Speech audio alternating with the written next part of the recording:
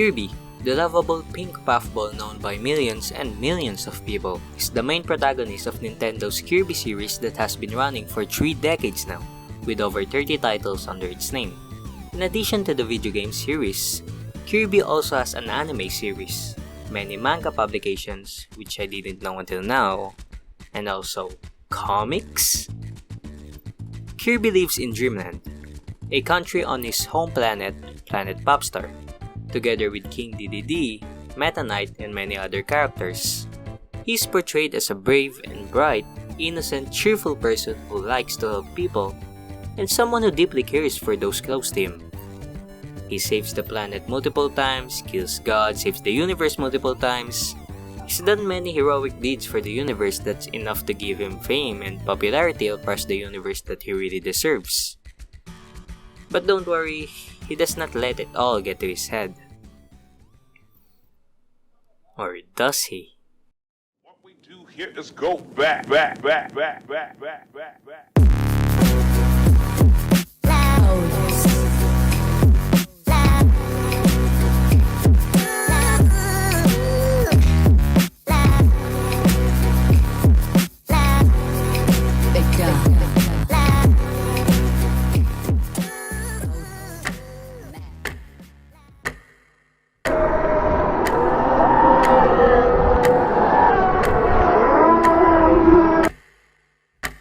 Now, you might think that a cheerful little pink puffball like Kirby would never commit such heinous sins. Well, maybe for the sexual aspect of lust, you might be right. But lust does not only mean uncontrollable sexual desires, but any forms of uncontrollable desire, like money, power, or maybe even food. Which also is part of the glutton he is. Kirby's lust for food and his gluttony is insane. This gluttonous life form can be so focused that he will not care what is happening besides him eating, even with his own safety at risk. Many clips support this gluttonous and lust for food behavior, just like him eating a cake as big as a mountain. In the anime, where tomatoes, his favorite food, isn't growing, he eats entire watermelons instead. He does not care what he eats. This is again strongly supported in the anime, where he is eating leftovers and expired foods. This gluttonous and lusting entity will stop at nothing.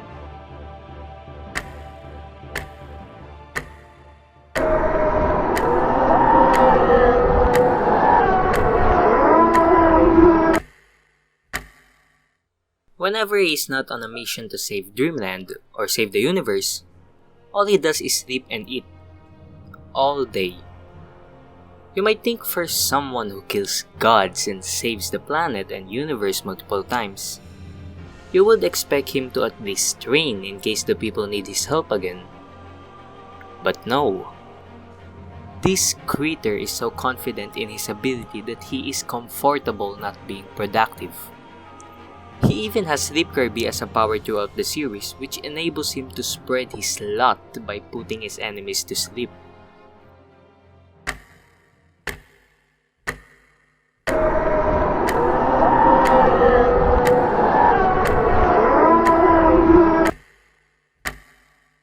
Greed and envy are the two main reasons why Kirby is a powerful animal. The ability to copy the powers of his enemies. He mimics their abilities, desiring what others possess. Greed and envy gives him everything. Life, money, power, respect, fame, everything. All thanks to these two sins. If not for his envy, he would have never got the powers he needed. If not for his greed, he could have never saved the planet, the universe.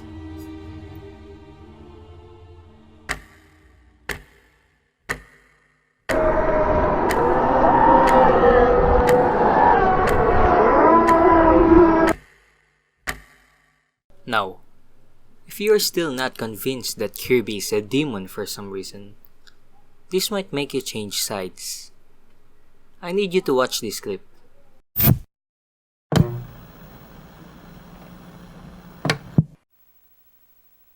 What are friends? Friends are there to pick you up when you're feeling a little down. Friends are there to rearrange someone's face when they're acting like a clown. Friends are a hamster, a fish, and an owl in Kirby's Dreamland 2. If you ain't fighting on their side, well, man, I'd pity you.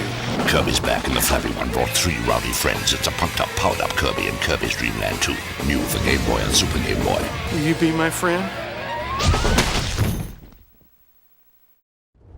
This being is a rotten criminal. He and his buddies show up to a peaceful bike club, terrorizes their place, physically abuse them, throws a guy across the table, swallowed a whole person, mind you, a person who has friends and family, which supports that his gluttony doesn't only center around food, but also on humans. A fucking psychopath. Even if you say that this peaceful bike club did something bad to Kirby and his gang, it won't deny the fact that Kirby unleashes his wrath to these groups of people. Even discarding this, Nintendo officially considers him as the face of terror. He terrorizes people and destroys buildings. And in this commercial, this innocent guy is just casually checking his hair and looks, a totally normal thing, showing his love for his mom, his collection of guns which he worked hard for, and showing off his progress in the gym that he's really proud of. Then Kirby just inhaled the guy and spit him into an unknown, abnormal thing unrecognizable from its former self, which we have no way of knowing if he can go back to its former self. Kirby just resets his progress. He basically just killed him at this point. And to top it all off, you might not expect this, but Kirby has a criminal record. He served a sentence.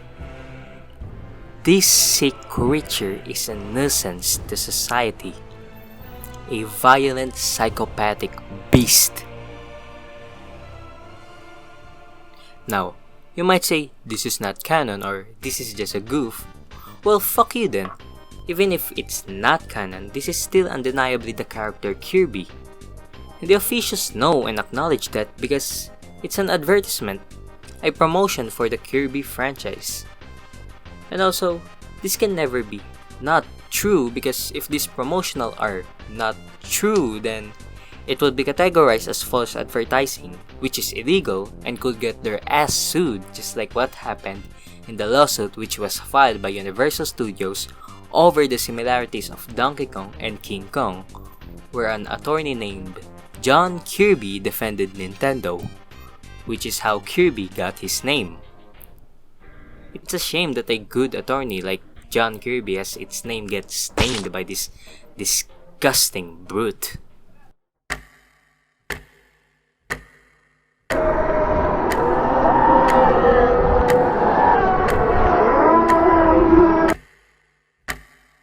The original and the worst among the sins, the most demonic, and the source of all sins. Remember when I said at the beginning of the video,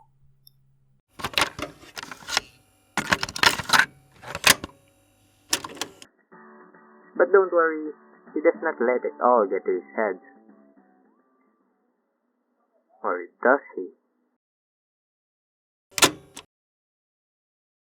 He does. King Dedede, a recurring character in this franchise, and the first main boss Kirby fought throughout the franchise. He and Kirby's relationship could be called a love-hate relationship or even a one-sided rivalry. Despite his hostility towards Kirby, he respects and acknowledges Kirby as a true hero, and Kirby knows that. For someone who is called a lovable, innocent, and cheerful soul by the masses, You would think he would consider King Dedede as someone who is just another being who makes mistakes or maybe misguided. But no. He sees King Dedede as nothing but a troublemaker. Kirby has a black and white perspective. It's either you're good or evil. Nothing in between. No gray area. And he sees King Dedede in black. In Kirby's adventure, Kirby woke up without a dream, which is weird for a place called Dreamland. So he immediately investigated and saw King Dedede, and it turns out that King Dedede had broken the Star Rod and given the pieces to his friends who are currently hiding in Dreamland. Without even asking for the reason why King Dedede did it, and immediately think that the reason is because King Dedede wants to start trouble again for no reason, he walks off to retrieve the Star Rod. After going through the whole game and having Kirby defeated everyone, King Dedede begs Kirby to his knees to not place the Star Rod back on top of the Fountain of Dreams. But Kirby, as a horrible mortal he is, he ignores him and puts it back on top. By doing so, it accidentally releases Nightmare. At the end, Kirby and King Dedede worked together to defeat Nightmare, but by doing so, created an explosion that put a hole in the moon. It was then revealed that the actions King Dedede made is part of his plan to protect the fountain from Nightmare. Kirby's pride of being the always right cost us the moon. Another example is in Kirby's Quick Squad.